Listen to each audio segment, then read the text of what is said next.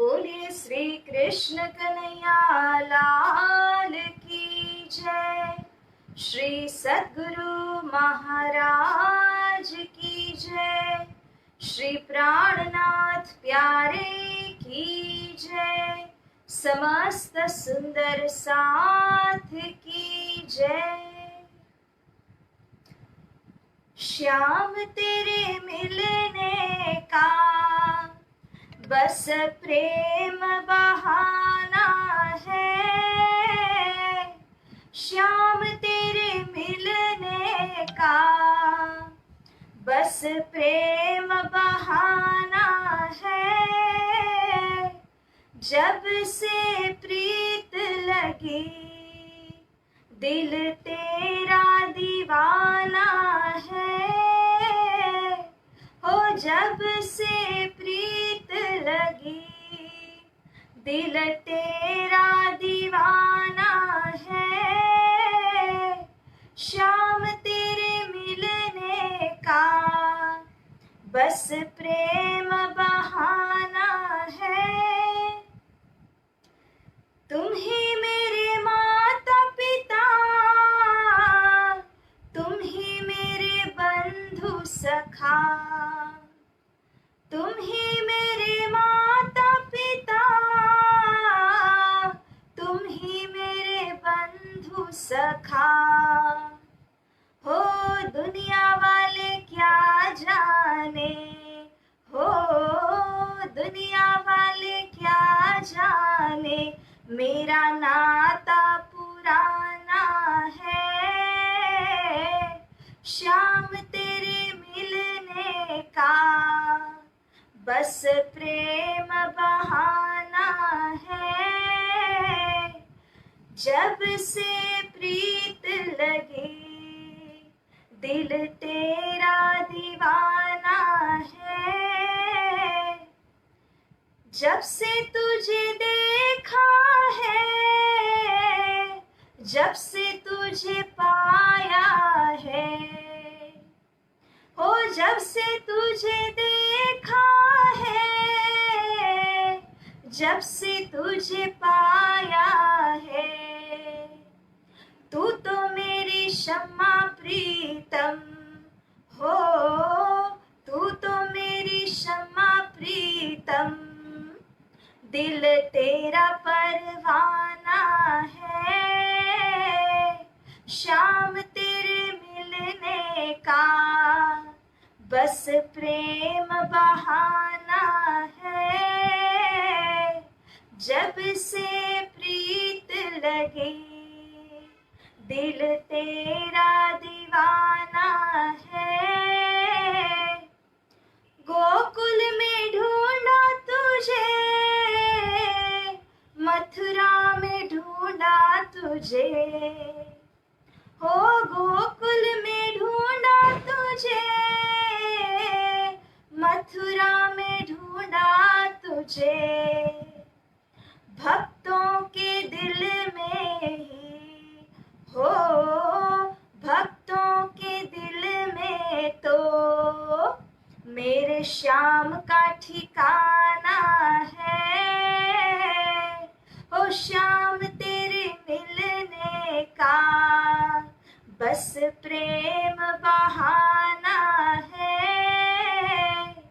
जब से प्रीत लगी दिल तेरा दीवाना है। ओ श्याम तेरे मिलने का बस प्रेम बहाना है। बोलिए श्री कृष्ण कन्हैया लाल की जय। श्रद्धा सुमन धर्म प्राण श्री राज श्यामा जी के अति लाडले आप सभी समस्त सुंदर साथ जी को रचिता सखी का प्रेम प्रणाम।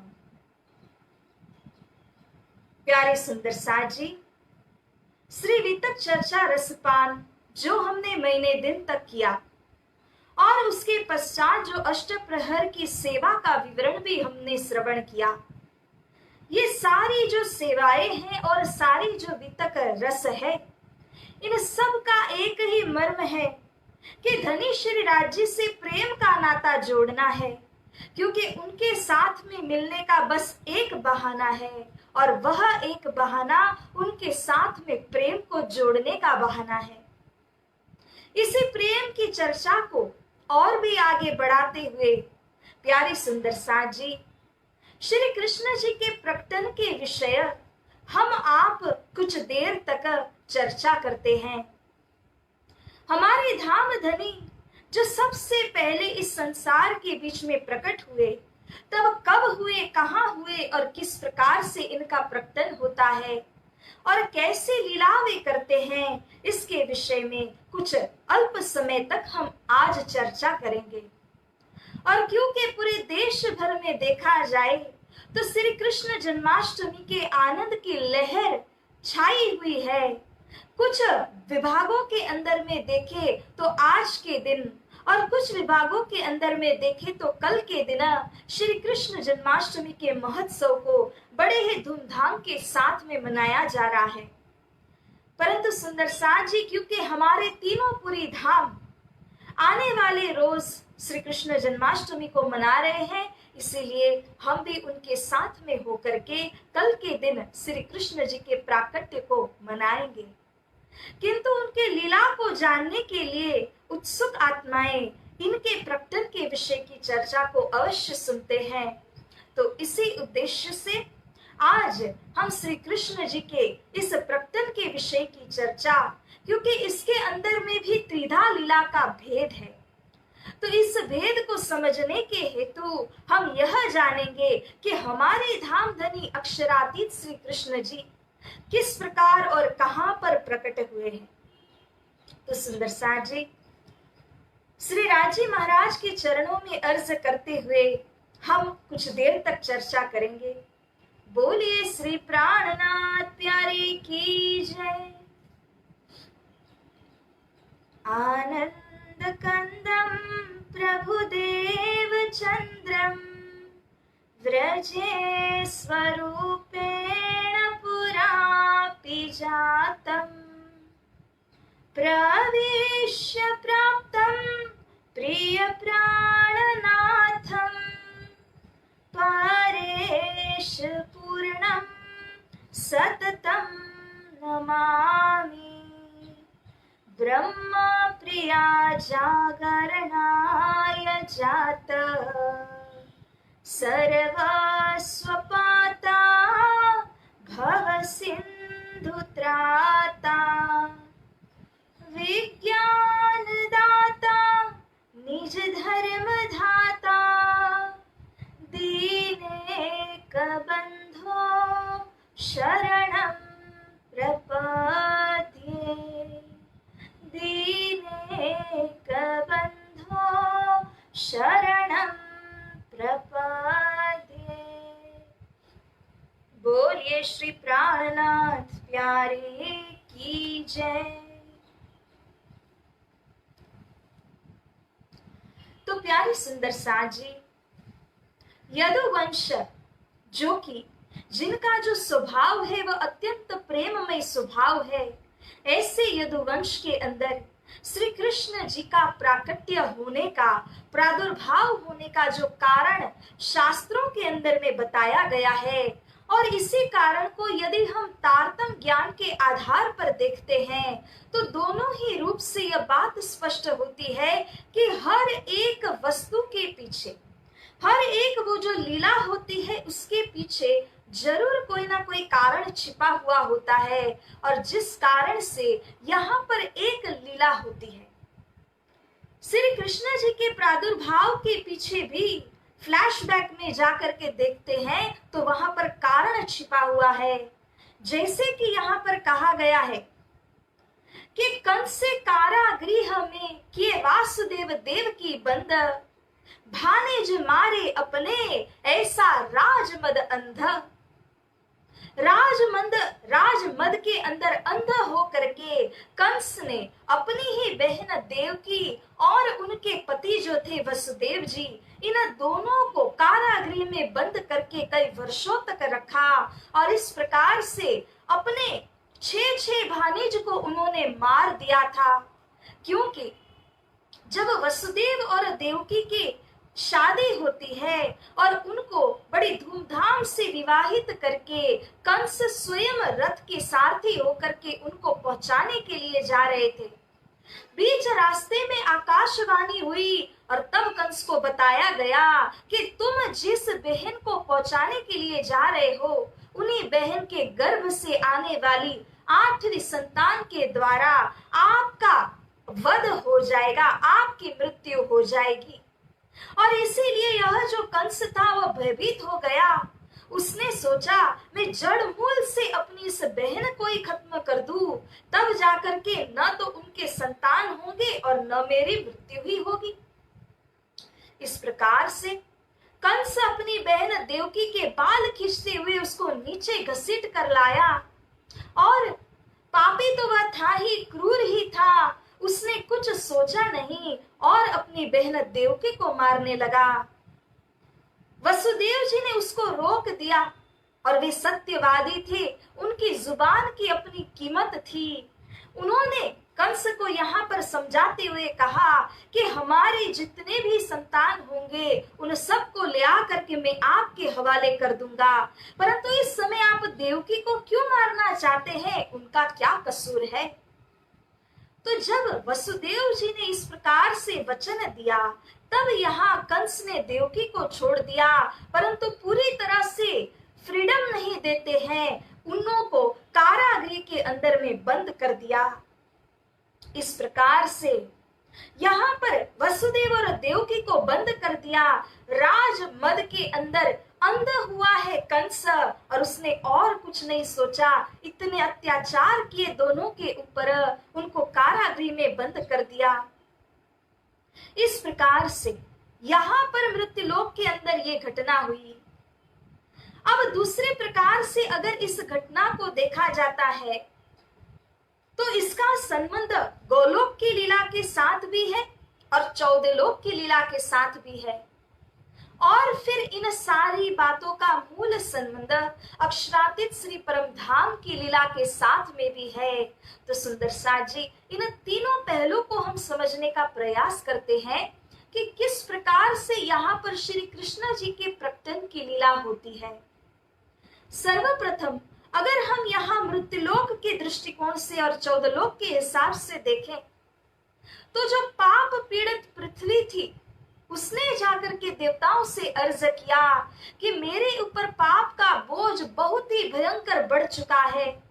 तब यही अर्जी विष्णु भगवान के पास में जाकर के लगाई गई और भगवान ने अपने पूर्ण अवतार को धारण करने के लिए यहाँ पर संकल्प लिया और तब जाकर के विष्णु कृष्ण यानी विष्णु भगवान की जो शक्ति है उसके पदार्पण का यहाँ पर एक अवसर बना।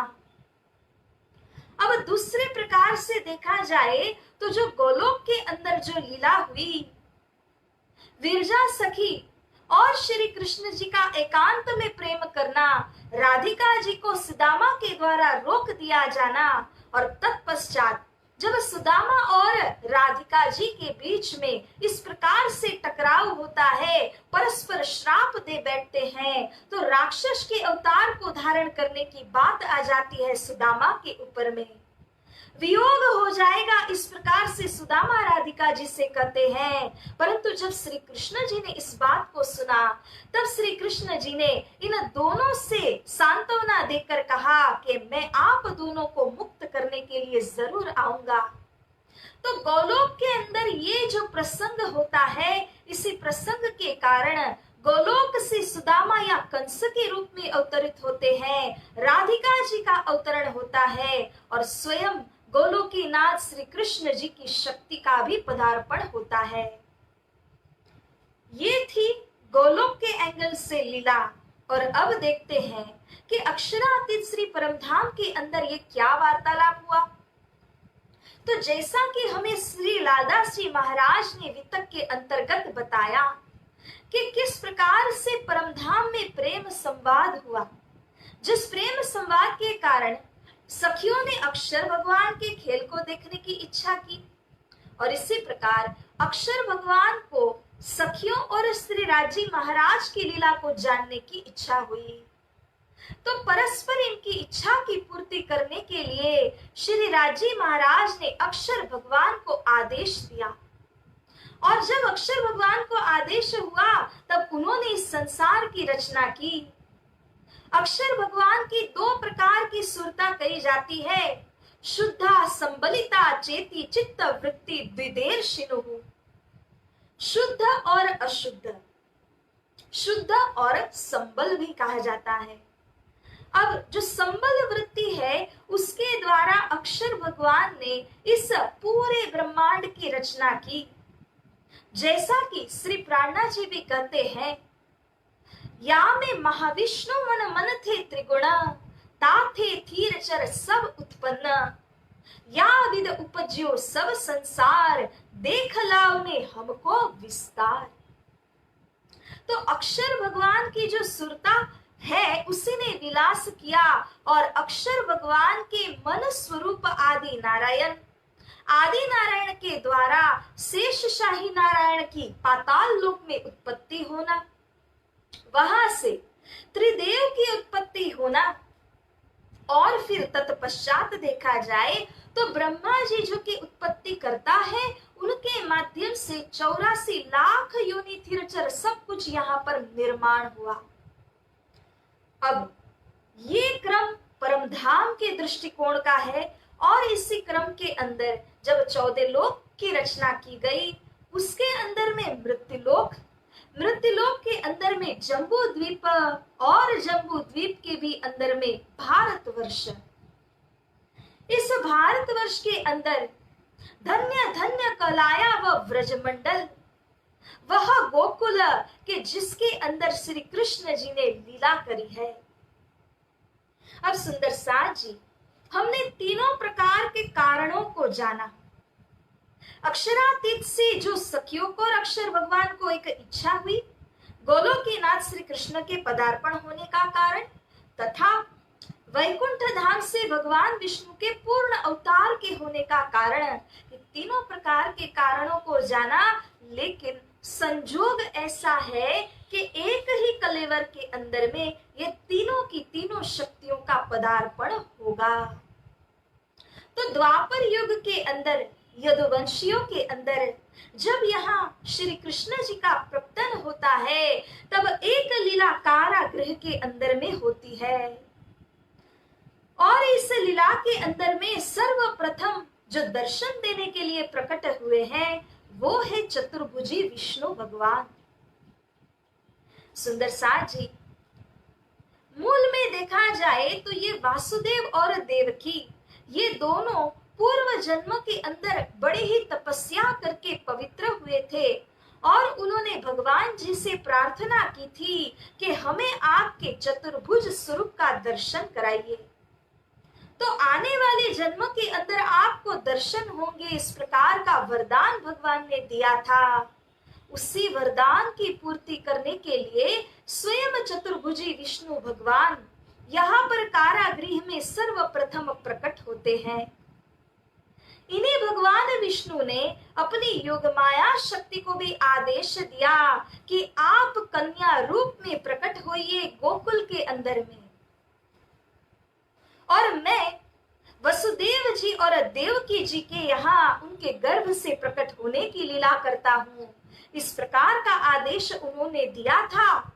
तब योग माया शक्ति जो है वह यशोदा जी के गर्भ से प्रकट होती है गोकुल के अंदर, और यहाँ पर जो चतुर्भुजी विष्णु भगवान है वे कारागृह में वसुदेव जी और देवकी जी जहाँ पर थे वहां पर प्रकट होकर के दर्शन देते हैं।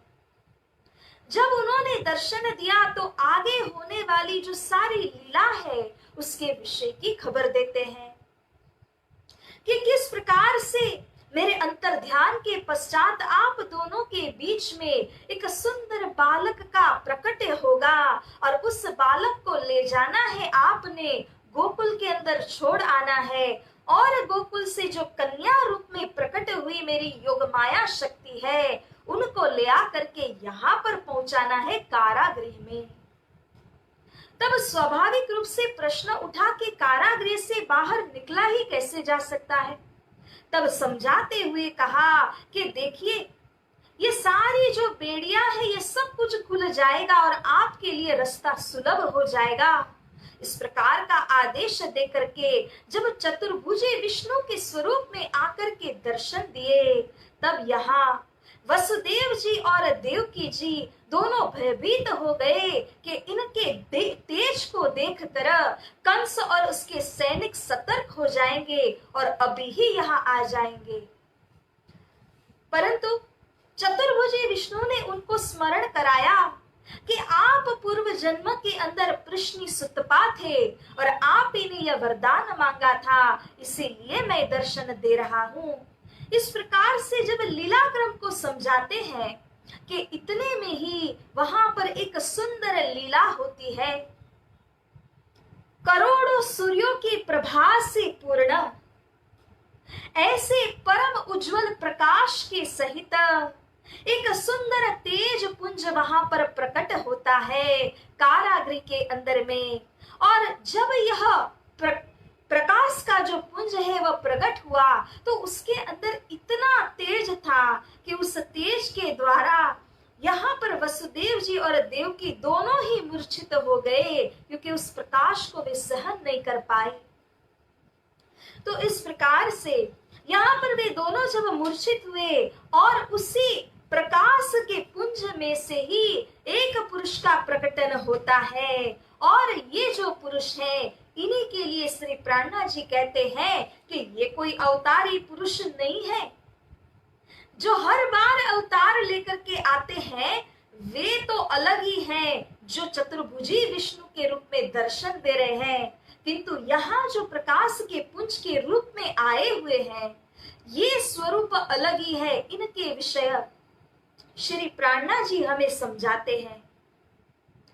तो जब यहाँ वह प्रकाश पुंज आता है उसी से बालक प्रकट हुए, और ये जो दो भुजी बालक है ये और कोई नहीं है। इन्हीं के लिए श्री जी ने कहा कि मूल सूरत अक्षर की जेह, जिन चाहिए देखो प्रेम स्नेह। प्यारे सुंदर साथ जी, मूल सूरत अक्षरधाम के अंदर जो अक्षर ब्रह्म है, जिन अक्षर ब्रह्म ने यह सोचा था कि मुझे अक्षरातीत परम धाम के अंदर की लीला के विषय में जानना है, तो ये इच्छा करने वाले जो स्वरूप है वे ही यहाँ पर प्रकट हुए हैं कारागृह के अंदर में। सो सूरत धनी को ले आवेश, नंद घर कियो प्रवेश। वही सूरत यहाँ पर सर्वप्रथम प्रकट हुई मथुरा के कारागृह के अंदर में, और इन्हीं स्वरूप के अंदर जो चतुर्भुजी विष्णु भगवान की शक्ति वहां दर्शन दे रही थी वह भी इन्हीं के अंदर में तिरोहित हो गई, अर्थात के समा गई। यही जो प्रकट हुए बालक है इन्हीं को लेकर के जब वसुदेव जी पुनः होश में आते हैं, देवकी जी जब होश में आती है, तब दोनों के बीच में एक सुंदर से बालक का प्रकटन हुआ था। अब इनको देखा तो देवकी जी को तो यूं ही योग माया समावृत करके रखा हुआ है, परंतु जो वसुदेव जी थे जिनके ऊपर में आज्ञा थी, वे वसुदेव जी यहाँ से श्री कृष्ण जी को लेकर के, उस बालक को लेकर के यहाँ से अब जैसे उनके ऊपर में आज्ञा थी इसी प्रकार से गोकुल को जाते हैं। श्री जमुना जी नदी जो है उसके अंदर में भी ऐसी बाढ़ आई हुई है कि यहाँ का जो जल है श्री कृष्ण जी के चरण को चूमने के लिए उत्तरोत्तर बढ़ करके उमड़ करके आ रहा है।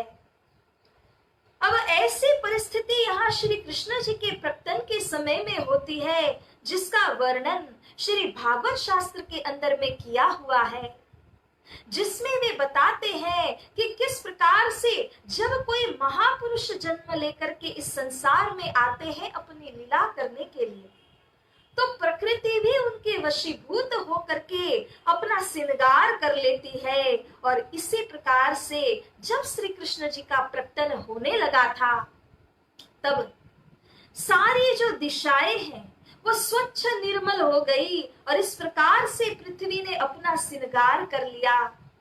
रोहिणी नक्षत्र था और अष्टमी की तिथि और कृष्ण पक्ष के दिन श्री कृष्ण जन्माष्टमी कहा जाता है। तो इस दिन पर सारी जो दिशाएं हैं वे इतनी निर्मल हो गई, गगन के अंदर सारे नक्षत्र, तारे, चंद्र इत्यादि सब कोई एकदम सुंदर से सजीले हो गए, मानो किसी का स्वागत करने वाले हैं।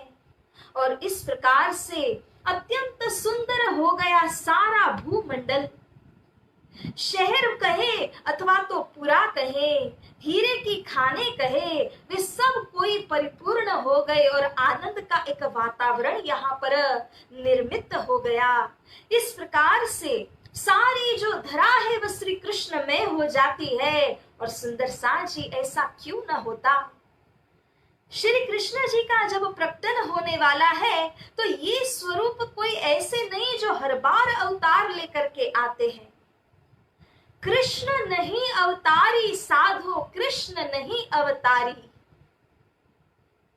ये कृष्ण जी जो आए हैं इस बार, वो हर बार आने वाले अवतारी पुरुष में नहीं समझना, क्योंकि हर बार जो आते हैं अवतार को लेकर के वे तो वैकुंठ धाम से आते हैं, किंतु यहाँ पर जो श्री कृष्ण जी के रूप में प्रकट हुए हैं ये तो स्वयं अक्षर ब्रह्म है, जो अक्षर ब्रह्म के अक्षरधाम से आए हुए हैं। तो इस प्रकार से उनके अंदर में भी अक्षरातीत श्री राजी महाराज का आवेश वहीं पर उतरेगा। तो इस प्रकार जब अक्षर ब्रह्म ने एक शरीर को धारण किया, उसी के अंदर चतुर्भुजी विष्णु भगवान की शक्ति भी है, गोलोकी नाथ की शक्ति भी उन्हीं के अंदर में है, और यहाँ मूल शुद्ध सूरता जो अक्षरधाम से आई हुई है उसका भी अवतरण यहाँ हुआ है।